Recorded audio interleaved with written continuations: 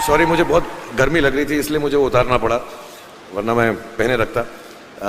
लेकिन सिर्फ 2-4 बातें बोल दूंगा मैं आपको, क्योंकि मैं यहाँ पर आया हूँ और मुझे बहुत फ़ख्र होता है जब तालीम कोई हासिल करता है। मैं भी सराफ साहब को भी यही बता रहा था, मुझे खुद जो है बहुत प्राइड होती है जब लोग पढ़ाई लिखाई करते हैं। मुझे लगता है तालीम से ज़्यादा अहम कोई भी चीज़ दुनिया में नहीं है। और जैसा मैंने आपसे कहा, इस वक्त ये जो आपका मुकाम है, ये जो उम्र है आपकी, इस उम्र में आप में सबसे ज़्यादा जज्बा होगा, सबसे ज़्यादा ब्रेन सेल्स होंगे और सबसे ज़्यादा बाल होंगे। कुछ सालों बाद जज्बा भी कम हो जाएगा, बाल भी कम हो जाएंगे, ब्रेन सेल्स भी कम हो जाएंगे। सो ये जो मौका आपको ज़िंदगी ने दिया है, ये जो थ्रेशोल्ड पर आप हैं, जब आप बाहर जाएंगे, काम करना शुरू करेंगे और पढ़ाई करेंगे, आप में से कुछ ग्रेजुएट हो रहे हैं, कुछ पोस्ट ग्रेजुएट हो रहे हैं, बहुत सारे अभी पीएचडी हासिल करके गए। आप लोगों को सिर्फ इतना कहना चाहूँगा कि जैसे आपकी सोच है, जो आपके दिल में आए, ज़िंदगी भर सिर्फ वही कीजिएगा। क्योंकि जब आप मेरी उम्र के होंगे या अपने माँ बाप की उम्र के होंगे, अपने टीचर्स की उम्र के होंगे, तो कहीं ना कहीं दिल में कोई ना कोई रिग्रेट रह जाती है कि मैंने वो क्यों नहीं किया। तो हर लड़के और हर लड़की को मैं सिर्फ यही कहूँगा, प्लीज़ जो दिल में आए इस उम्र में ज़रूर कीजिएगा। मेरे जो वालिद थे, मैंने जैसे बताया, बहुत पढ़े लिखे थे, तो उन्होंने बहुत गरीब भी थे, उनको कभी कोई नौकरी नहीं मिली, हार्डली उनके पास पैसे होते थे। जो भी बिज़नेस उन्होंने शुरू किया, इतनी तालीम हासिल करने के बाद भी वो फेलियर ही रहा। लेकिन उन्होंने बहुत प्यार दिया, और क्योंकि उनके पास पैसे नहीं होते थे, तो मेरे हर जन्मदिन पे अपनी कोई पुरानी चीज़ मुझको दे दिया करते थे। तो पहली पुरानी चीज़ जो, और बहुत बड़ा चढ़ा के उर्दू में अच्छे अच्छे अल्फाज यूज़ करके मुझे इम्प्रेस करते थे कि बहुत अच्छा प्रेजेंट दिया है मुझको।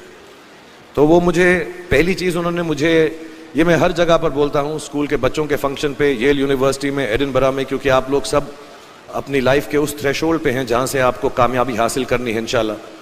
सो पहली चीज़ जो उन्होंने मुझे दी थी, उन्होंने मुझे अपना शतरंज का सेट दिया था, टूटा फूटा सा। वो शतरंज हर रोज़ खेलते थे। हनुमान मंदिर के जो हेड प्रीस्ट थे, पंडित थे, उनके साथ रात को जाके मेरे वालिद जो हैं शतरंज खेलते थे।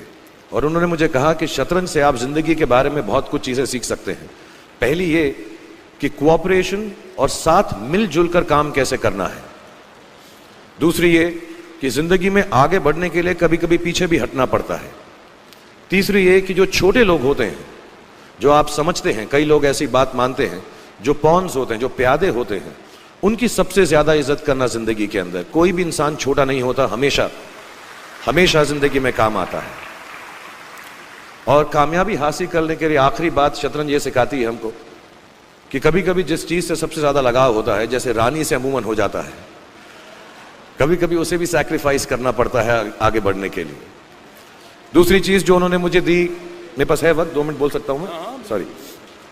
दूसरी चीज़ जो उन्होंने मुझे दी थी, वो एक टाइपराइटर दिया था। आज के ज़माने में आई डोंट थिंक किसी को, बहुत सारे बच्चे होंगे यहाँ पे जिनको मालूम भी नहीं होगा टाइपराइटर कैसा लगता है। अब सब कंप्यूटर पे काम करते हैं। तो टाइपराइटर के ऊपर जब आदमी लिखता है और अगर गलत लिखता है तो उसको मिटाने में बहुत तकलीफ होती है। So you have to be very diligent, बहुत ध्यान से लिखना पड़ता है। हम गलती नहीं कर सकते। और टाइपेक्स यूज़ करते थे टाइप को निकालने के लिए, कभी उंगली फंस जाती थी उसकी कीज़ के बीच में, मगर बहुत मेहनत से, बहुत डिलिजेंस से काम करना पड़ता था। तो जब मैं उस पर टाइपिंग सीखा स्कूल में कॉमर्स करते वक्त, so the only thing I realize is that practice makes you perfect. तो जो भी काम आप जिंदगी में करें उसको डिलिजेंस से करें, ऐसा करें कि कोई गलती ना हो, अपना पूरा दिमाग लगा कर करें, सोच समझ कर करें। ऐसे करें कि ये काम जिंदगी में आपका पहला काम है और इसके बाद आपको मौका नहीं मिलेगा, और शायद ये काम आपका जिंदगी का आखिरी काम है, इसके बाद फिर मौका नहीं मिलेगा। So do it with that kind of diligence. तीसरी चीज़ उन्होंने मुझे एक कैमरा दी थी, क्योंकि बहुत गरीब थे, वो कैमरा चलता नहीं था बिल्कुल भी, सिर्फ उसके व्यू फाइंडर से बड़ी अच्छी अच्छी तस्वीरें दिख जाती थी, लेकिन खिंचती बिल्कुल भी नहीं थी। और इससे मुझे उन्होंने सीख दी कि जो हमारी क्रिएटिविटी होती है, हम जो भी, कभी कभी हमारी हॉबी होती है, कभी कभी हमारा उससे प्यार होता है, लेकिन हम उसको अपनी नौकरी नहीं बना सकते, अपना काम नहीं बना सकते। बहुत कम लोग ऐसे फॉर्चुनेट होते हैं जैसे मैं हूँ कि जो मेरी हॉबी थी, जिस चीज़ से मुझे प्यार था, कलाकारी से, एक्टिंग से, वो मेरा पेशा भी बन गया। अमूमन ऐसा होता नहीं है। लेकिन जो हमारी कला है, चाहे वो पोएट्री है, चाहे वो लिखना है, चाहे वो पेंटिंग है, चाहे जो भी चीज़, गाना है, अकेले में गाना है, हमारी क्रिएटिविटी ज़रूरी नहीं है कि दुनिया एक्सेप्ट करे। जैसे उस कैमरा की तस्वीरें दिखती नहीं हैं, लेकिन उसमें देखने से खूबसूरत लगता है हर कुछ, वैसे ही आपकी जो क्रिएटिविटी है वो अपने लिए रखें। क्योंकि ज़िंदगी में कभी ना कभी, कहीं ना कभी ऐसा मुकाम आएगा जब आप बहुत अकेला फील करेंगे। हो सकता है दुख का समय भी आए, उस वक्त आपकी जो क्रिएटिविटी है वो आपकी सबसे अच्छी दोस्त होगी, दुनिया उसको माने या ना माने। मैं बहुत ख़राब पोइट्री करता हूँ, लेकिन जब भी दुखी होता हूँ तो लिख लेता हूँ। सराफ साहब से मैं अब सीखना भी चाहता हूँ। मैं रेखता पे जाऊँगा, मुझे लगता है ये कमाल की साइट है, थोड़ी मैं शायरी वगैरह सीखूँगा। मेरी शायरी बहुत ख़राब है कि हमने तुम्हारी याद में रो रो के टब भर दिए, वो आए और नहा कर चल दिए।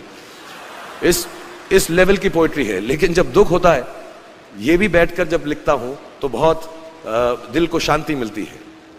आखिरी चीज़ मेरे वालिद ने मुझे दी थी, वो दोनों मिक्स है, मैं जल्दी ख़त्म करता हूँ क्योंकि आप लोगों के पास वक्त नहीं है, आप लोगों को अपनी डिग्रीज लेनी है, सोच रहे होंगे इतना वक्त ज़ाया कर रहा है हमारा ये। तो मैं जल्दी से बताता हूँ। एक उन्होंने मुझे कहा, एक सेंस ऑफ ह्यूमर हमेशा रखना ज़िंदगी में, हंसते हमेशा रहना, एक चाइल्ड लाइक इनोसेंस ज़रूर रखना। जैसे एक छोटे बच्चे की जो एक इनोसेंस होती है, जो उसका दुनिया की तरफ जो नज़रिया होता है बड़ा इनोसेंट सा होता है, उसमें कोई खामी नहीं होती, गलती नहीं होती, अभी दुनियावी बातें नहीं आई होती, तो वैसे ही रखना। कई बार बचपन में मैंने जब बदतमीज़ी की या कोई गलत काम किया तो उन्होंने सेंस ऑफ ह्यूमर से मुझे बचाया। और ज़िंदगी भर अगर आप अपने ऊपर, अपने हाल पे, दुनिया पे, क्योंकि लोग आपसे हर कोई बात कहेंगे, अच्छी बात भी कहेंगे, बुरी बात भी कहेंगे, क्योंकि लोगों का काम है कहना। अगर आप उसको एक सेंस ऑफ ह्यूमर से देख सकेंगे तो ज़िंदगी जो है बहुत बेहतर रहेगी। And last not the least, what my father gave me, what my mother gave me and what your parents have given you, आपके जो पेरेंट्स हैं जो आपको दिया है, वो सबसे बड़ी गिफ्ट है, गिफ्ट ऑफ लाइफ। ज़िंदगी की जो ज़िंदगी एक खुद ही सबसे बड़ा तोहफा है हमारी ज़िंदगी, और उसको वैसे ही ट्रीट कीजिए। ज़िंदगी के अंदर जो भी मुकाम आए, जैसी भी चीज़ें हों, अच्छा हो बुरा हो, कभी अंधेरा हो कभी उजाला हो, हर चीज़ को रिस्पेक्ट कीजिए और ज़िंदगी में ग्रेस रखिए हर इंसान की तरफ। हर इंसान जो भी आपसे जो भी बात करेगा वो अपनी मुसीबत के हिसाब से करेगा, अपनी हैसियत के हिसाब से करेगा, कभी गलत बात भी बोलेगा, ऊंची बात भी बोलेगा। जब आप काम करेंगे, जब आप बड़ी बड़ी कंपनीज के अंदर नौकरी हासिल करेंगे, आपका हमेशा झगड़ा रहेगा, जो मेरा जूनियर है वो ऐसी बात करता है, मेरा सीनियर जो है ऐसी बात करता है। लेकिन सब जो हैं ज़िंदगी से जूझ रहे हैं, इस ज़िंदगी में कुछ बनने की कोशिश कर रहे हैं। सो वो ग्रेस जो है, वो लीवे जो है, हर किसी को दीजिएगा जो आपके साथी हैं, जो आपके साथ साथ काम कर रहे हैं, जो आपका साथ काम नहीं भी कर रहे और जो आपका साथ नहीं भी दे रहे। ग्रेस से बड़ी चीज़ आप ज़िंदगी को वापस नहीं लौटा सकते। तो ये 4-5 चीज़ें याद रखिएगा। याद रखिएगा, नहीं रहे तो कोई बात नहीं। आप लोग बहुत कुछ अभी इस जगह पर इल्म हासिल कर चुके हैं और मुझे उम्मीद है और मुझे यकीन है कि आप जो भी करेंगे ज़िंदगी में बहुत कामयाब होंगे। और फिर से मैं मौलाना आज़ाद नेशनल उर्दू यूनिवर्सिटी का शुक्रिया अदा करना चाहूँगा कि मुझे यहाँ पर बुलाया, आपसे मुखातिब होने का मौका दिया। थैंक यू वेरी मच, बहुत बहुत शुक्रिया। और आप, मुझे मालूम है कुछ टीचर्स जो होंगे यहाँ पर बैठे होंगे जो आपके फेवरेट नहीं भी हैं, जो बहुत स्ट्रिक्ट होंगे, डांटते भी होंगे आपको, उनको सबसे ज़्यादा याद रखिएगा जब आप इस यूनिवर्सिटी से बाहर जाएंगे, क्योंकि जो सबसे ज़्यादा टीचर आपसे स्ट्रिक्ट थे वो एक्चुअली सबसे ज़्यादा आपसे प्यार करते थे। Thank you very much.